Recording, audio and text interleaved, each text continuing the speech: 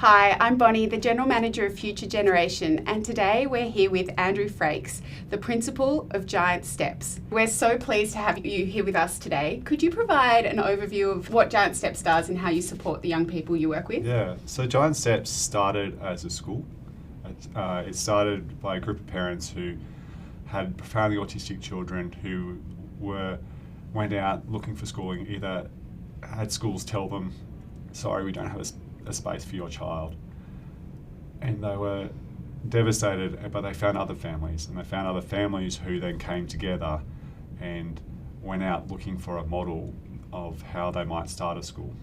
And they started a school, and they found the model that if they can bring teachers and therapists together to support and work out how can we educate these young children with these complex needs, if we do that together, we'll find success there. And so that was only a handful of young children, and since then the school has grown from 8 students to 120 students in that time, but it's much more than a school. It's a school that provides a wraparound service for families. We've brought in medical professionals to be part of the team as well, and then we've extended that also into our adults. So we have a terrific community participation program for our young adults, where carers are able to support them to do activities both vocationally but also really embedded within the community that makes a big difference in their lives. And then the ball keeps rolling, and now we've expanded to doing providing overnight respite for families, and it keeps going on. That's incredible. And so you do talk a lot about the families, and I understand it's a really integrated model at Giant Steps. So what does it mean for the individual children, but also their families, to be part of the Giant Steps community?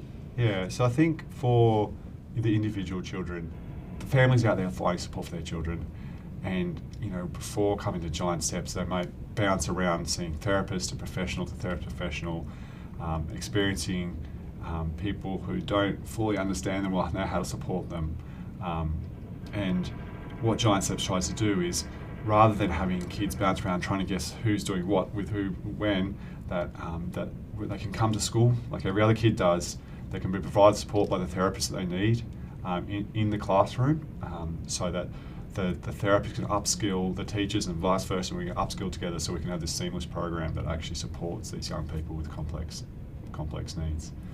For our families, they often talk about, when they tell back stories about Giant Steps, they talk about before Giant Steps and after Giant Steps. So before, they were very confused, didn't have the support that they required to understand what the young person needed. And at the same time, they were also often experience that their friends and family well-meaning are not sure how to step in. And that process of isolation can be really confronting whilst you're also trying to support this young person. And so when families come to Giant Steps, we look to support the parents and the siblings, but also the parents support the parents. There are these group of families who are there fundraising in order for this organisation to exist, because right from the start, Giant Steps has not charged fees. It's reliant on the families coming together to go out and look to support so that we can provide the programs. And so that can be quite transformative from families going from an isolated position, not sure what to do, to coming to a place where they feel like they belong, that their child is understood, and that an organisation that will, no matter what pops up, will always find a way to support them. That's incredible. And you talk about belonging and community, and that's something truly unique, and it's such a special opportunity for students and families who are involved in Giant Steps. I imagine there are no typical days, but what if there were to be one, what would it look like? Oh yes, and those typical days. So as the organisation expand, so the schools expand our adult program, we have so many young people and adults that we're supporting, but we also have a lot of staff we're supporting. And so in terms of a typical day, for me, is that there will be some critical thing in someone's life happening at any given day. And my job is to make sure that we're there to support the family and the staff member, and make sure that we're living out what we believe at Giant Steps, but also keeping the eyes on what is that next thing we need to do.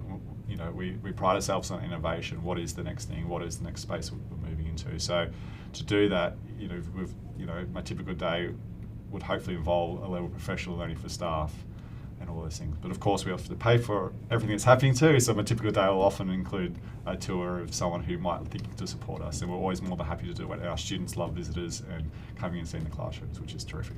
That's great. So you mentioned to us before we started filming that you have been at Giant Steps since 2006 and you came in as an OT. Yes. In that period, how has Giant Steps evolved, and what changes have you seen in the sector? Yeah, so over that time, Giant Steps had this lovely model of professionals working together, but still was quite individualised. And over the time, what's nice is to see of how much we can support our young people who are often off doing their individual thing to belong to a group and act as a class and act as a cohort, which has been terrific. With the NDIS coming in that time, it's been a time of incredible change outside of the school and outside of the organisation. Certainly there's the funny things, but what's happened is that individualised funding has really pushed, whilst it's meant to be supporting inclusion and community, that individualised funding is often just off to little services to the side, where there's not that support. So we've really prided ourselves on doing that more of a wraparound service and helping the young people and families feel part of a community. Yeah. And so you've kind of mentioned the changes in the NDIS and the challenges that provides for service providers. So what does the philanthropic grants that you and the partnership with Future Gen mean to an organisation like Giant Steps? It's meant that having that cornerstone partner, Future Generation is a long partnership with Giant Steps, is that in the time that we've been partners, I think, reflect that the organisation's grown by more than 50% in that time. And the reality is that without that cornerstone partner, you don't have the confidence to go out and do those things. You don't have the confidence to go on and take on new projects. Like last year, we were able to expand and purchase a site at Elanora Heights, where we now provide our overnight respite and other services and are able to expand those. And if we didn't have that cornerstone partnership, there's no way we would have had the confidence to do that. And it would have, knowing that recurrent funding has just been incredibly transformative for Giant Steps. Thank you so much for your time. We're incredibly proud of our partnership and our long-standing partnership with Giant Steps. If you'd like to learn more about the incredible work of our social impact partners, please visit our website.